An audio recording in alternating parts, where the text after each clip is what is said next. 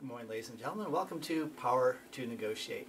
My name is Reed, and today's session is going to be on whether we should do a one-stop close or a two-stop close. Let's concentrate for this session on a one-stop close. And let me explain what that is. That means that you go out to meet the people and you convince them to sell the property to you that day. Now, a lot of professions have a one-stop close. If you're in insurance, or if you're in aluminum siding sales, anything like that, what you're doing is you're going out there and you're getting the order and you're not leaving until they say yes. If they don't say yes, if they say, let me think about it, what they've said is no. And so you never leave unless you have the sale. Well, we're slightly different in the real estate industry because guess what? Their problem isn't going anywhere. If they have the problem today, probably they're going to have the problem tomorrow. Otherwise, they don't have the dreadful alternative. Remember the dreadful alternative? If we don't solve the problem for them, something dreadful is going to happen to them. If we're worried that if we leave, something good is going to happen to them, they're probably not motivated, and they're going to know that they're not motivated too. So the one thing we always want to do is we want to do most of our pre-negotiating on the phone. When you get them on the phone, when you call them up and you start asking them questions, after you find out a little bit about the property, you start asking them about why they really want to sell. And until you get to the why, you're wasting your time. Your goal is to get to the why and find out what their needs really are. Because once you qualify them, once you find out what they really need, once you find out how much they could take by knowing what their mortgage balance is, and once you find out how motivated they are, then you can start doing something.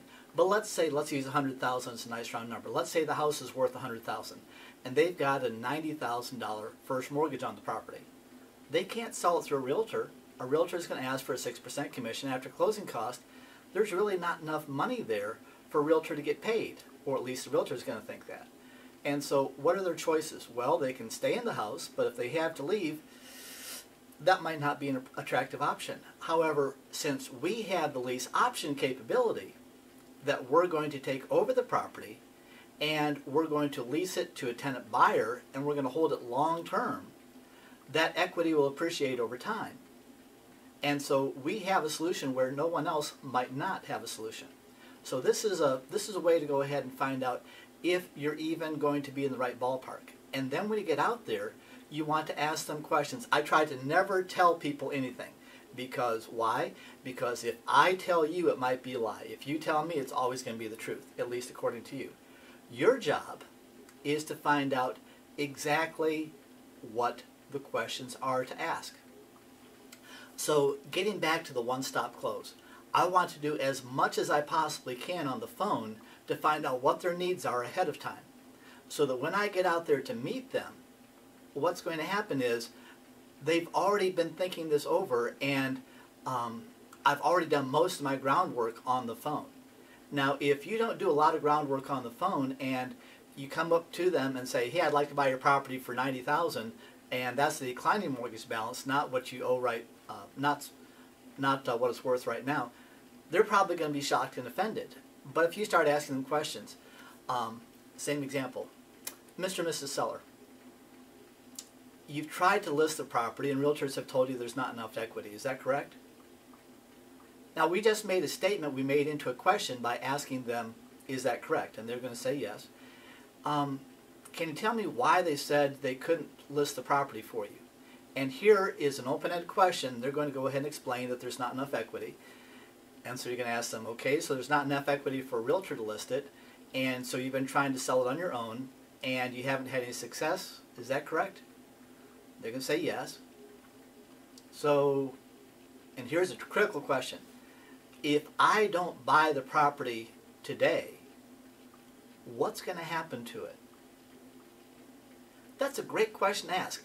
If I don't buy the property, what are your other options? And force them to tell you that they don't have one. No, Mr. and Mrs. Seller, this is going to be a toughie. And let me explain what I can do and what I can't do. If you had a ton of equity, I could pay all cash for the property.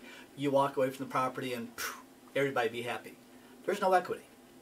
There's not enough equity, after closing cost to go ahead and for an investor buy it, turn around and sell it. There's just not enough profit, there's not enough room there for me to make any money, and I'm a real estate investor. I do this for a living. If I don't make any money, I can't do the deal. Is that fair? What I can do, however, I don't know if this would work for you, so if it'll work, let me know. If it won't work, just say, Reed, that won't work for us. But what I can do is I can put a tenant buyer in here that will pay your taxes, they'll pay your insurance, and will pay your mortgage payments forever. Would that be something that might work for you? Now, remember, there's no equity here. So if you tried to sell this on your own, you're not going to get anything out of it. Is that correct? Okay. So what I could do, this is a skinny deal, which means that I'm not going to make any money on this right now. If I turned around and tried to sell this within 30 days, I'd lose my shirt. What I can do, though, is I can work on the future appreciation.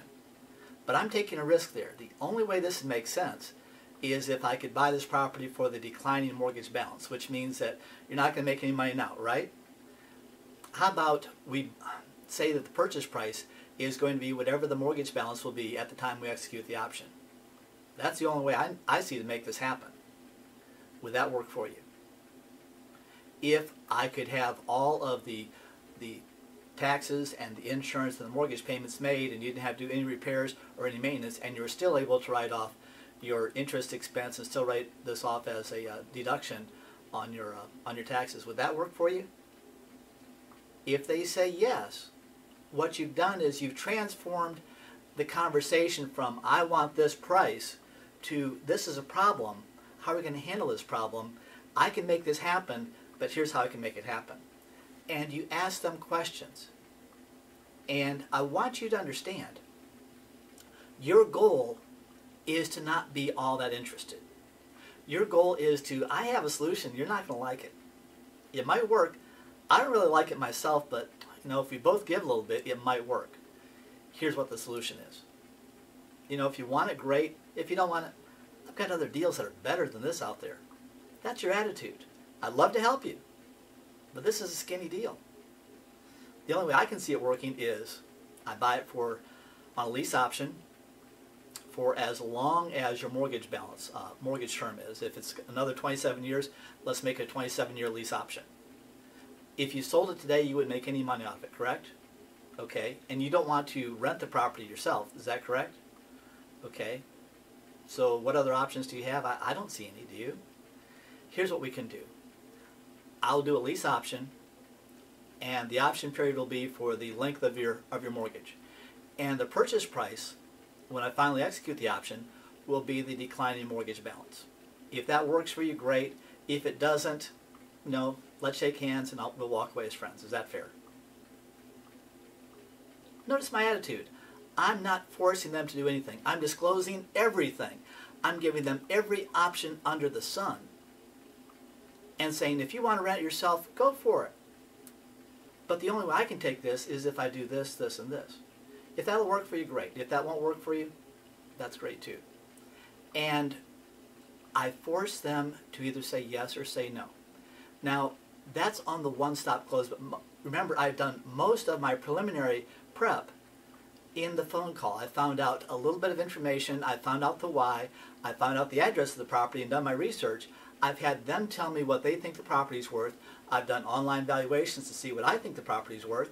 I've gone out and visited the property, done a little property inspection while I'm there, less than 3 minutes. And as I'm talking to them, I find out their problem. And when we finally get down to negotiating, they have the problem, I have a solution.